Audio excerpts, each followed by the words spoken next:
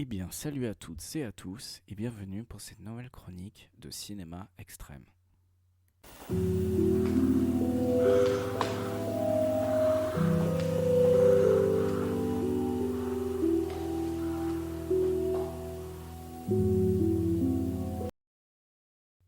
Alors, aujourd'hui, on se retrouve pour une chronique un petit peu freestyle et qui sera peut-être même un peu express. Je vais essayer d'aller le plus vite possible.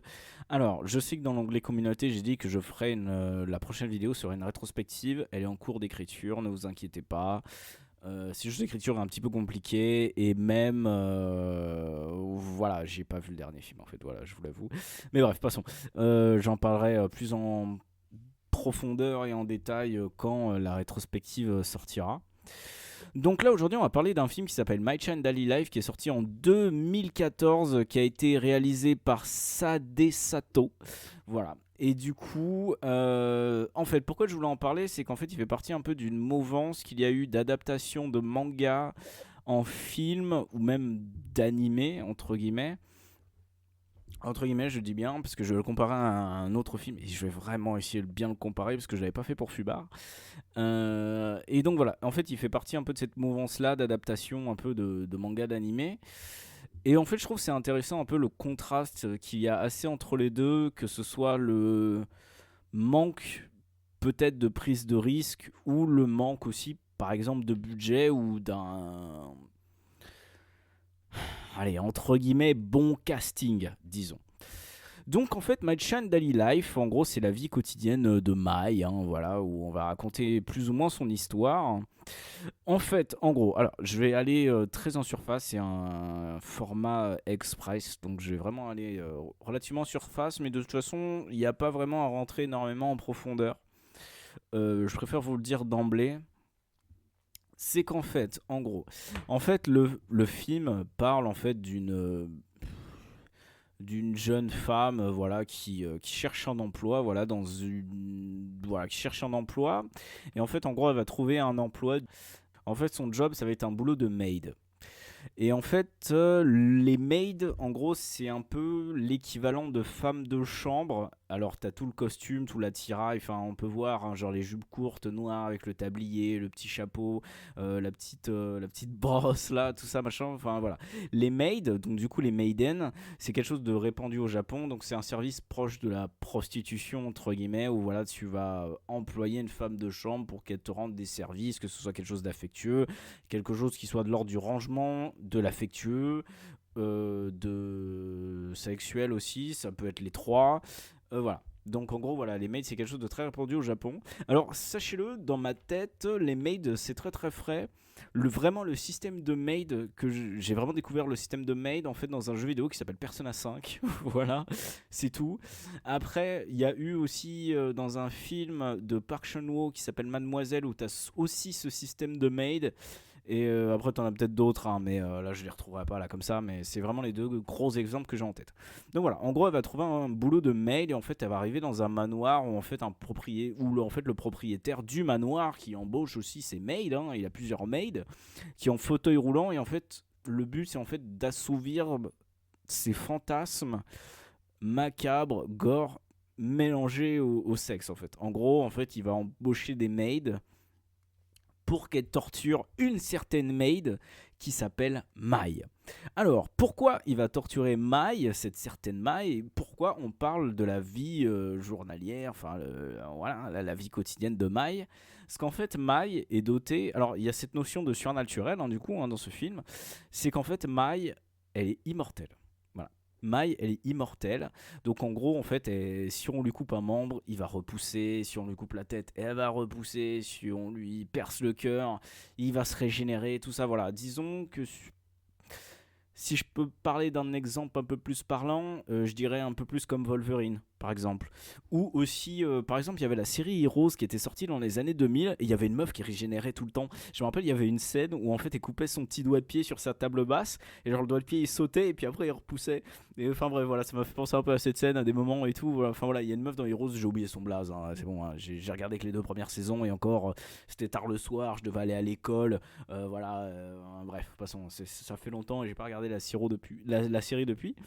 D'ailleurs, je sais même pas comment elle finit. Peut-être que je devrais m'y remettre dessus. Je ne sais pas. Mais bref, voilà. Et en gros, en fait, c'est que Mai est immortelle. Donc, du coup, la protagoniste, entre guillemets, ce serait Mai. Mais on va plus suivre l'histoire de la nouvelle maid qui arrive. J'ai oublié son blaze, désolé. Et en fait, en gros, Mai, en fait, elle va un peu la former en fait dans ce manoir avec ce nouveau maître et la maid en chef avec, enfin, vraiment, ça fait vraiment la méchante cliché, genre avec un cache-œil limite, avec le fouet, les trucs en, comment on appelle ça là, le pas le stretch, mais genre le cuir moulant là, bien serré, bien méchante, bien henna machin. Donc voilà, bah, plus ce genre de truc quoi. Et donc en gros, voilà, on va suivre un peu sa formation. Et en fait, à travers le film, alors ce sera pas vraiment bien montré et expliqué, mais en fait, la protagoniste, enfin la nouvelle maid, en gros, elle va développer une sorte de sentiment sexuel un peu pervers à travers Mai quand elle va découvrir qu'en fait on peut la torturer à mort, la découper, qu'on peut faire tout ce qu'on veut avec elle et qu'elle va régénérer. Et c'est ça en fait le sens même en fait en gros de ce film, c'est que en gros tu peux assouvir tous tes fantasmes et tout ce que tu veux avec une personne qui ne peut pas mourir. Et sachant que Mai, en fait, ou May, je sais pas, je vais dire Mai en fait, parce que si je dis May, peut-être ça va être bizarre, parce que May c'est peut-être avec un Y. Je pense à Tante May dans Spider-Man. Et peut-être que, en fait, Mai, elle ne se laisse pas faire, elle ne se rebelle pas en fait. Elle est très gentille, Mai. Et c'est un peu, tu sais, la petite meuf d'animé là, qui fait des petits gémissements là, un peu gênants là, et tout, là, machin. Enfin, mon dieu, au secours. Et, enfin bref, tout ce genre de trucs, quoi. C'est un peu la meuf que tu vas voir dans des mises en scène porno un peu japonais, un peu refoulé hentai, quoi. Donc voilà. Donc en gros, ouais, donc Mai se rebelle pas et en fait elle va développer un peu ce genre de choses et en fait elle va en développer une sorte d'attirance un peu presque perverse. Elle va lui poser beaucoup de questions, elle va passer un peu en douce le soir pour la voir se faire torturer, se caresser dessus, enfin devant quoi. Et donc voilà, en fait le film, voilà, la trame narrative ça va être un peu ça, c'est qu'en gros en fait elle va développer un peu une attirance pour Mai. Et en gros, en fait, à la fin, on aura droit un peu à une scène avec le maître de maison. Le maître de maison n'est pas très important, en fait. Il est sur son fauteuil, il parle à peine, son fauteuil roulant, je parle. Il parle à peine, enfin voilà, quoi. Il n'y a pas grand-chose. La méchante, enfin la maid en chef, hein, je l'ai appelée, Dark Vador. Et elle, pareil, elle s'occupe juste de torturer May, en fait. Voilà, tout simplement. C'est sa seule utilité. Voilà, tout simplement. Et en fait, voilà, le film se base vraiment, en fait, sur ça, en fait. Le fait de torturer May et qu'elle revive derrière. Et donc, en fait, voilà, la scène un peu de fin, c'est qu'en gros, en fait, non, c'est pas la scène de fin, mais un peu l'apogée. C'est qu'en gros, la nouvelle maid, en fait, elle va avoir une relation. Ouais, relation. Oui, enfin, non, pas relation, parce que relation c'est peut-être un mot fort, mais en fait, voilà, elle va avoir un moment de sexuel mélangé, un moment de torture porn, voilà, tout simplement, un moment sexuel, tout ça avec Mai. Et en fait, elle va la découper, elle va vouer tous ses fantasmes et tout. Enfin, voilà, ça donne une scène un peu sanglante. Voilà, mais ça, voilà, ça casse pas trois pattes à un canard, à vrai dire. Voilà. Donc là, j'ai parlé un peu plus en mode conclusion. En fait, ce qui est un peu dommage, c'est que il y a un petit problème de direction artistique, je trouve, qui est qu'en fait, pour les scènes un peu gore, il y aura ce changement de filtre qui sera fait en noir et blanc, ce qui est pas grave. Ce qui est pas grave en soi. Par exemple, j'ai un court métrage dont je dirai pas le nom parce que je vais en parler, mais pareil qui est en noir et blanc, à des moments ou moments de violence. Je peux parler par exemple aussi de The Human Centipede 2, qui pour moi reste le meilleur, hein, et son ambiance noir et blanc fait tout le travail en fait, hein, pratiquement. Hein. Voilà, hein, ce qui fait aussi un peu partie, ce qui fait que pour moi c'est le meilleur en fait des trois, même si aucun des trois n'est génial et aucun des trois n'est très bon. Même le premier, c'est basique au possible. Mais bon, bref, voilà, on en parlera peut-être pas, on en parlera, je sais pas. Bon, je pense que même en disant ça, déjà, j'en ai déjà assez parlé. De toute façon, le 3, c'est une horreur. Le 3, c'est une horreur. Vraiment, le 3 est horrible. Le 3 est chiant. Voilà, et c'est pas on s'ennuie, c'est vraiment le 3 est une horreur. Bref, Human Centipede, bien évidemment. Et donc en gros, ouais, voilà, ce côté noir et blanc, pourquoi pas, mais c'est pas assez bien montré, c'est pas assez bien filmé. Les scènes gore, c'est beaucoup de gros plans et t'as l'impression que c'est presque des cache-misères sur ce qui veut être montré. Alors je ne cherche pas l'excellence, je sais que dans ce genre de film, il y a très peu de budget, même s'il y en a qui arrivent très bien, mais je ne cherche pas l'excellence. Je dis vraiment ce que je pense à travers mon ressenti. Il y a des fois, il y a des films qui sont mal faits, par exemple Terrifier 3, le début il est exécrable. Le début il est exécrable visuellement parlant, parce que tu ressens que c'est des mannequins, machin, tout ça, mais ça marche bien quand même avec le film. Voilà, tout simplement. Et pourtant ça m'avait pas choqué sur les deux premiers Terrifiés par exemple. Même si le un est un peu plus... un peu moins dans le gore, même si voilà, le 2 a plus plongé dedans, mais ça m'a moins marqué. Mais c'est vrai que le 3, ouais, ça saute aux yeux, quoi. Même si après, vers la fin du film, j'ai trouvé que c'était un petit peu mieux. Bref, on n'est pas là pour faire la critique de Terrifier 3. Mais ouais, donc voilà, c'est oui, t'as l'impression en fait ça fait des caches-misères un peu et c'est ça qui m'a vraiment dérangé. Alors, pourquoi j'ai voulu parler de ce film? C'est qu'en fait, en gros, à peu près un an auparavant, hein, je suis tombé en fait sur un animé. Un animé qui était très controversé et qui est génial. Voilà, qui est génial, qui s'appelle Midori. J'aurais pu parler aussi de Kill la Kill. Non, pas Kill la Kill. Comment ça s'appelle? Oh putain, non, je peux pas l'oublier. Non, non, c'est pas Kill la Kill. Oh, je l'ai oublié. Kit. Kit. A-K-I-T-E. Kit. Voilà. Et il y en avait un autre aussi, mais je trouve pas le nom, hein. Oui, voilà, Kit.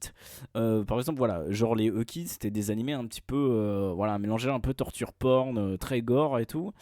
Et en fait, je suis tombé sur Midori. Et Midori, j'ai trouvé ça génial. Je vais pas parler de Kit parce que Kit m'a vraiment pas trop marqué. Et donc voilà, ouais. Du coup, je voulais parler de Midori. Et en fait, en gros, Midori a eu une adaptation live comme. Non, Midori a une adaptation live en 2016 et qui, en gros, reprenait un peu l'histoire de Midori.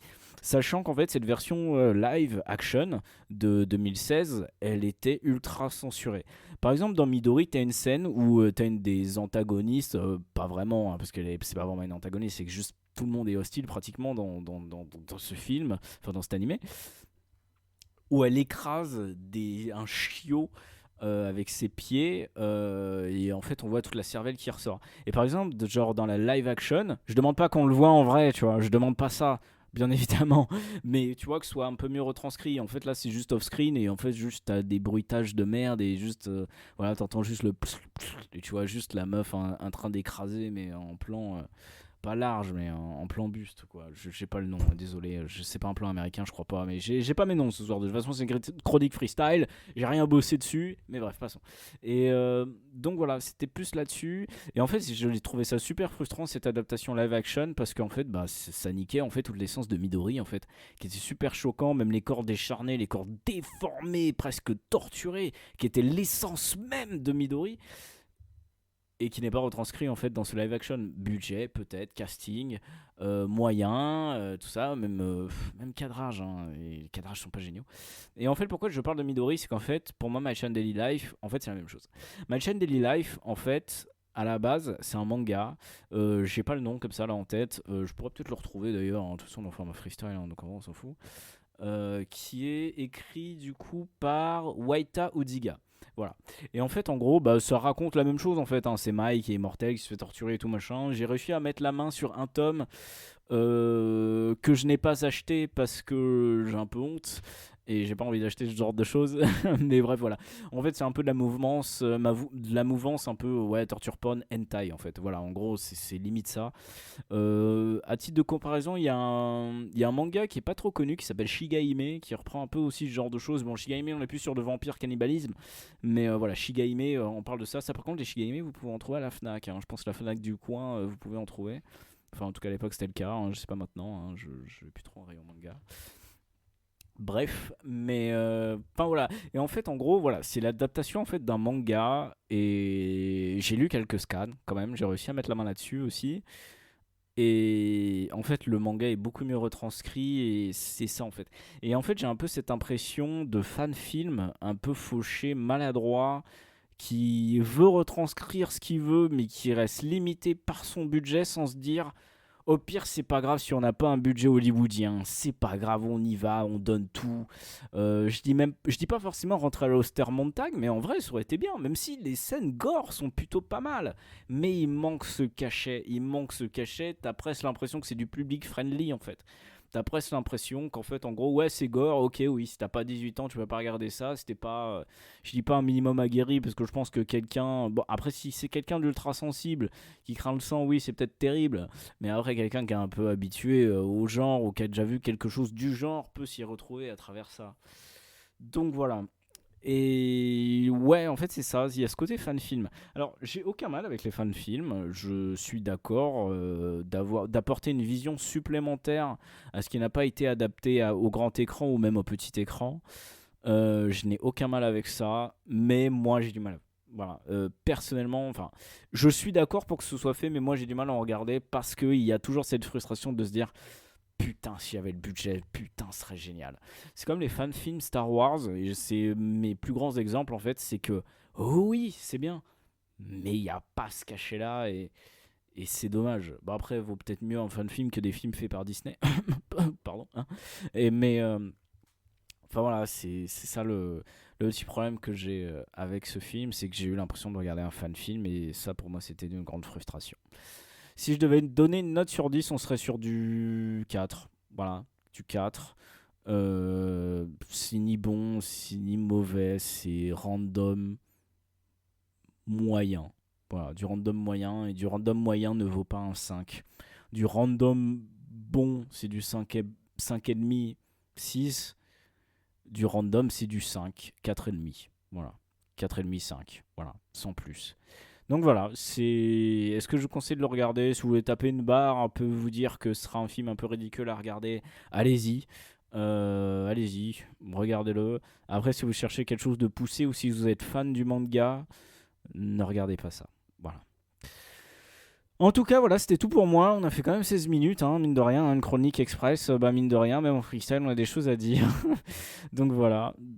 En tout cas, du coup, on se retrouvera du coup pour la prochaine fois pour la rétrospective des 3 films. J'ai failli dire c'était quoi. Donc voilà, et on se retrouvera du coup pour la rétrospective. C'était la. Oh, on est au numéro combien? Bon, bref, c'était. Je sais plus. Bref, c'était la nouvelle chronique de Cinéma Extrême.